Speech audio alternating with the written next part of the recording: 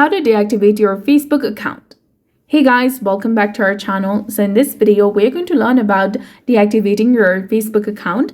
So now let's get started. First, you need to go ahead and launch your Facebook or Facebook Lite application on your mobile device.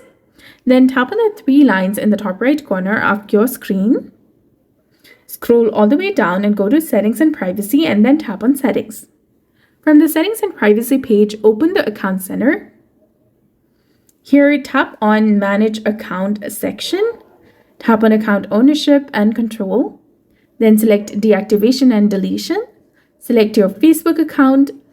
Select Deactivate Account, which is temporary. But if you want to permanently delete your account, you can go ahead and select Delete Account option. Tap on Continue. Tap on Continue again. And you need to enter the correct form with your password of your Facebook account. And then tap on Continue in the bottom, which is highlighted in blue color, and you'll be done.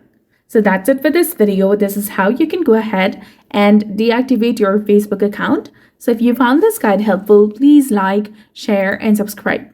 Thanks for watching. We'll see you again in the next one.